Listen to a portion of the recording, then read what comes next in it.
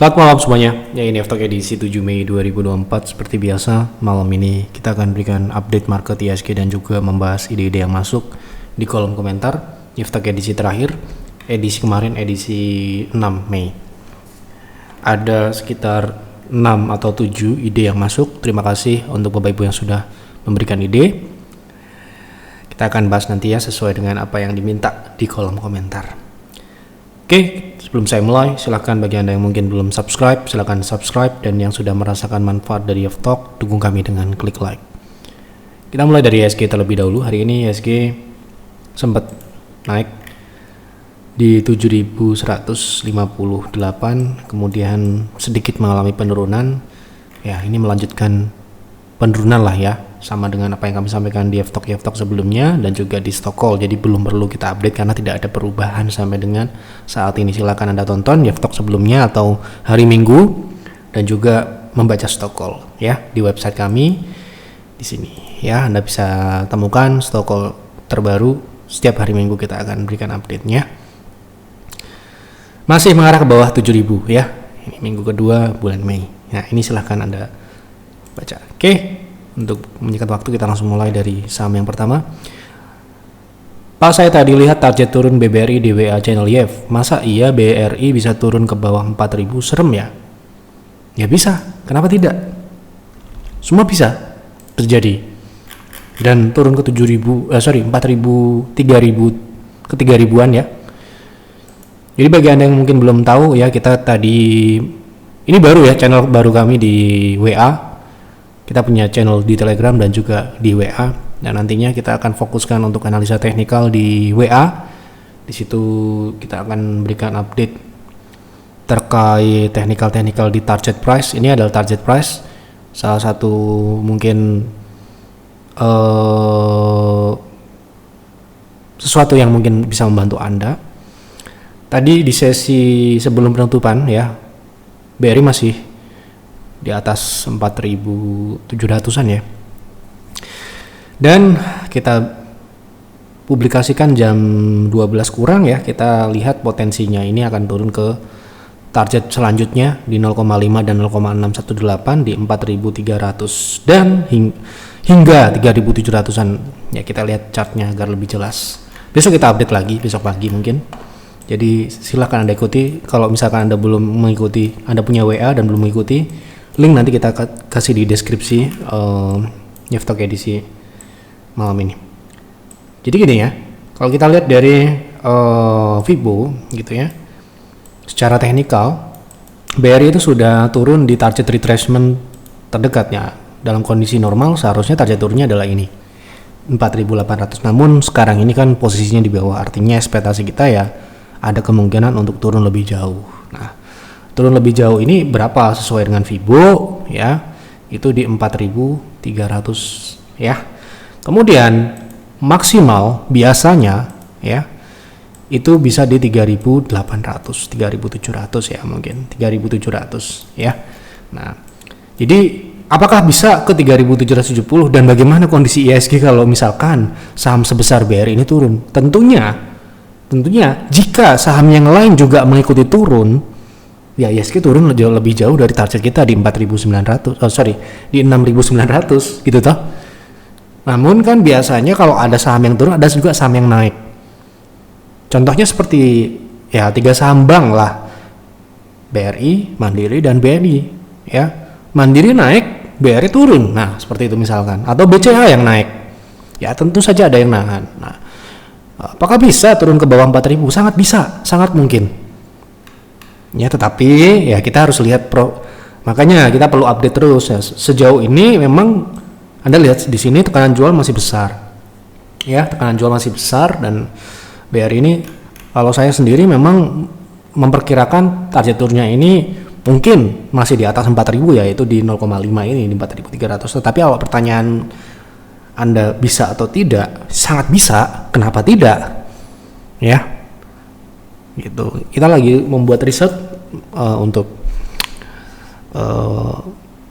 kondisi market ke depan setelah tentunya pergantian kepemerintahan ya. Kita akan lihat nanti seperti apa hasilnya, dan itu tentunya akan akan ada pengaruhnya di BRI juga ya. Kita akan lihat bagaimana kebijakan-kebijakan ke depan, dan bisa aja indeks itu ya berlawanan arah gitu ya, atau berubah arahnya. Kita akan lihat nanti. Tapi sekarang ini masih baik-baik aja, bahkan BRI ini masih koreksinya ini masih koreksi yang wajar. Ini masih belum turun seperti 2020 ya. Ini masih penurunannya mungkin sama dengan 2018, 2015 ya, masih sama seperti itu. Penurunan wajar, koreksi wajar di bulan kuartal 2 memang wajarnya memang turun. Ya. Jadi kalau Anda tanya misalkan terjadi penurunan ke 3.700-an atau di bawah 4.000 itu, apakah BRI jadi downtrend atau bearish? Tidak. Dalam jangka panjang tetap uptrend. Ya, tetap uptrend. Ya, nanti kita akan lihat dulu. Yang jelas yang target turun berikutnya adalah 4.300-an ini ya. Begitu. Besok kita akan update lagi di WA ya, kalau ada perubahan. Sementara ini masih sama. Oke. Yang kedua ya. L-shape sudah punya 5 PV di harga 1.000, boleh tambah beli, tidak harus di harga berapa, dan harga jual bagus di berapa. Oke.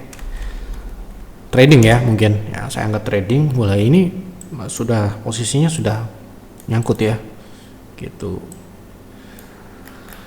Oke, untuk L-shape sendiri mungkin ini adalah timing yang tepat untuk sell on strength ya. Untuk sejauh ini memang ya saham ini memang masih dalam tren turun dan masih akan turun gitu ya. Jadi kalau nambah di harga saat ini, kalau trading ya kurang tepat gitu ya. Misalkan terjadi reversal naik di atas 950 mungkin akan berbeda cerita. Tapi sekarang ini saya rasa ini harusnya jualan. Nah ini berapa besarannya saya nggak tahu. Oh 5 PV ya. Berarti itu masih terbilang mungkin masih bisa. Tapi ini lossnya berapa persen kita harus lihat juga. Kalau trading ya harusnya nggak boleh lebih dari itu 5% ya. Nah ini sudah 10%, dan mungkin Anda bisa sell on strength di area saat ini sampai dengan 930 ya. Ini mungkin masih memungkinkan, atau 940 ya. Itu masih memungkinkan agar lossnya semakin kecil. Karena ini kalau tren turun ini harusnya berlanjut, karena ini polanya adalah rounding top, harusnya ini bisa turun ke 600. Jadi jika terjadi kenaikan di bawah M60 atau sekarang ini di bawah 960, itu merupakan kesempatan untuk keluar kalau sudah punya di posisi atas, bukan untuk nambah ya, saya rasa seperti itu. Oke. Assalamualaikum warahmatullahi wabarakatuh. Waalaikumsalam. Selamat malam Pak Yev, mohon pandangan Bapak mengenai saham SKRN untuk swing, apakah sudah terlambat atau masih bisa menunggu turun dulu, di harga berapa sebaiknya entry dan exitnya untuk swing ya. Oke, kita lihat. Oke.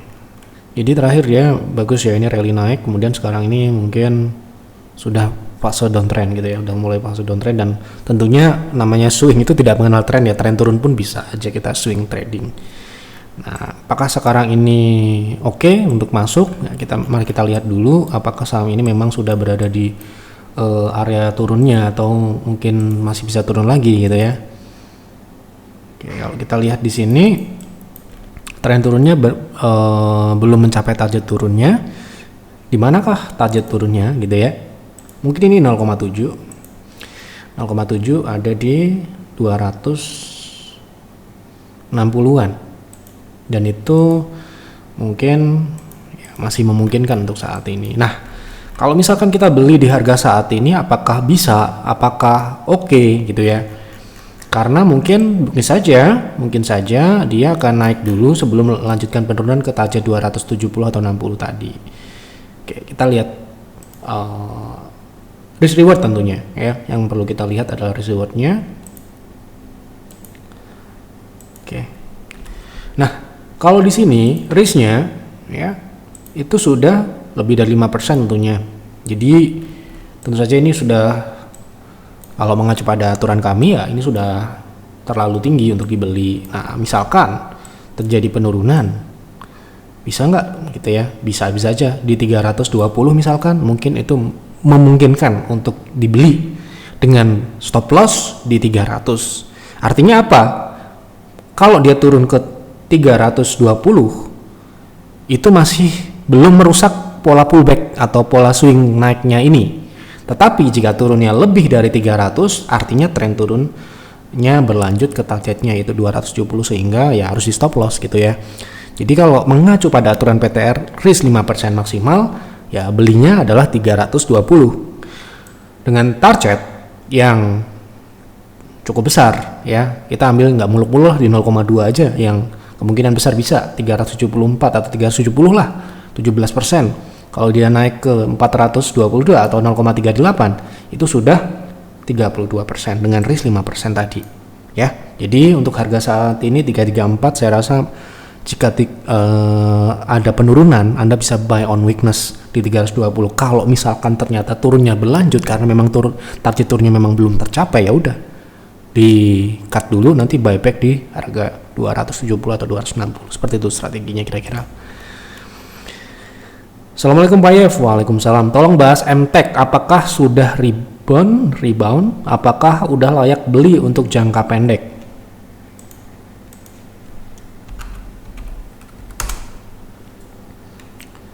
Nah, ini udah naik ya, hari ini udah di EMA 60. Jadi kita akan lihat dari posisi Fibonya, apakah Fibonya ini masih memungkinkan dia untuk naik lebih jauh untuk menguji tren turun ya. Nah, saat ini memang dia berada di EMA 60 ya, artinya dilihat dari stories dia rejection. Kalau dia kuat bertahan di atas 446, Anda bisa beli dengan estimasi target naiknya di 500 dengan stop loss ya EMA 60 itu. EMA 60 kan dinamis ya. Jadi misalkan Anda beli di 448, itu risknya 3%-an dengan potensi ya kita ambil di terdekat di 474, kemudian di 505 itu 12%. Jadi di harga saat ini menurut saya harus wait and see dulu karena memang tepat di resist dinamis. Oke, seperti itu. Tolong bahas saham SSS untuk jangka panjang, berarti untuk investasi gitu ya. Ini saham baru ya, baru tahun kemarin. Apakah ada datanya atau tidak? Kita akan lihat. Datanya ada ya. Nah, di 2023 ketika dia IPO ya, tentunya ini kuartal berapa dia IPO? Akhir kuartal 1, berarti yang kita anggap kuartal 2, 3, dan 4. Apakah sudah dilaporkan atau belum? Kita lihat. Oh, sudah semua ya. Jadi di kuartal 2 gitu ya. Sebelumnya kuartal 1 dia rugi. Oke. Kemudian kuartal 2 dia plus. Kemudian kuartal 3 plus. Kuartal 4 plus, artinya pertumbuhannya bisa dikatakan ya ada pertumbuhan di situ secara kuartalan. Nah, secara tahunan kita belum bisa lihat karena memang dia baru IPO. Kita selalu menganalisa saham itu data yang setelah dia IPO, karena kita tidak pernah berinvestasi di saham IPO dan tidak akan investasi di saham IPO karena sekali lagi kita menghindari spekulasi. Kita harus lihat data yang valid, data yang jelas.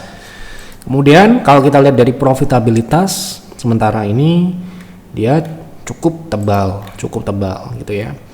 Dimana kalau kita lihat dari kuartalan ya, kuartal 2, 3, dan 4 itu marginnya di atas 5 itu di kuartal 2, dan sekarang ini terakhir di kuartal terakhir yang dilaporkan kuartal 4 itu 12%. Jadi ini cukup oke untuk jangka sementara ini, untuk jangka panjang memenuhi syarat gitu ya, karena pertumbuhannya ini terbukti setelah IPO. Nah, bagaimana potensi teknikalnya di harga saat ini? Kita akan lihat di tentu saja chart jangka panjang. Kita belum bisa melihat di monthly karena masih kecil atau masih sedikit untuk kita bisa analisa. Nah, kalau di harga saat ini saya rasa lihat dari polanya ini masih bisa menunggu lebih rendah lagi ya. Kita lihat di 0,6 itu di bawah 190 sampai dengan 189 itu masih memungkinkan untuk saham ini untuk turun ke situ. Jadi kalau Anda misalkan mau invest, kira-kira area yang bisa dijadikan area beli atau akumulasi itu di bawah 194 sampai dengan 180-an. Ya, itu masih di dalam tren naik. Oke? Seperti itu. Tolong bahas saham AD nyangkut di harga 2995. Apa sebaiknya cut loss atau hold? Masih layak untuk investasi? Oke. Berarti untuk investasi ya. Kemungkinan tidak layak. Kemungkinan tidak layak ya, saya coba lihat. Pertama ya fundamentalnya jelas ya. Seperti ini kita mau cari apa? Ya, jelas ini posisinya marginnya sangat tipis sekali dan ini ya rawan sekali untuk seperti saudara-saudara yang lain.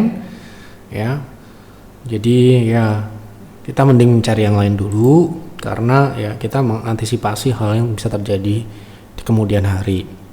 Bukan berarti kita nggak saham ini nggak bisa naik ya. Kalau trading oke, kalau invest saya nggak rekomen karena ini marginnya terlalu tipis ya.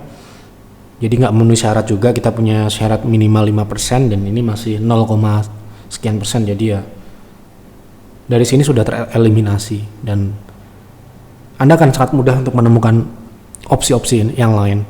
Ya kalau Anda sudah punya, ya Anda tinggal tukarkan yang lebih baik aja. Kami pun juga seperti itu. Kita invest, kita ternyata kinerja tidak sesuai ekspektasi, ya kita jual dalam posisi rugi, kita belikan saham yang lebih bagus dan kita harapkan bisa profit dan menutup kerugian yang sebelumnya. Seperti itu.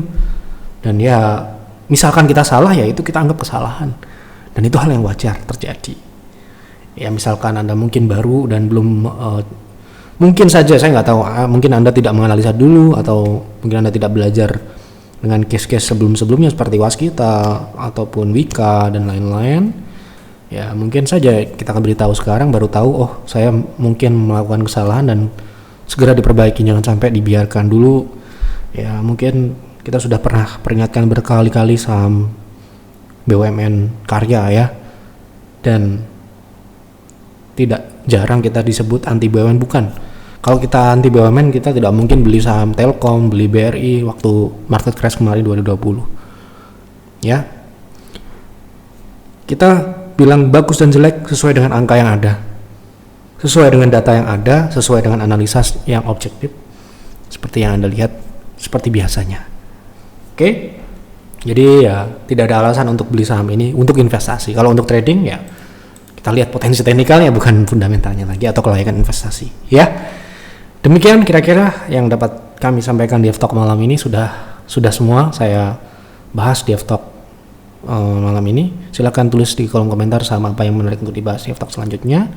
Berikan keterangan, berikan penjelasan seperti halnya Anda berkonsultasi saja. Kalau Anda mungkin member, bisa Anda konsultasi juga. Misalkan Anda konsultasi di F-Talk ini jawaban saya tidak memuaskan, Anda bisa langsung konsultasi dengan advisor, nanti akan dijawab sesuai dengan data mereka ya. Kemungkinan ya pasti ada berbeda karena mereka menggunakan sistem yang lebih canggih dan lebih detail.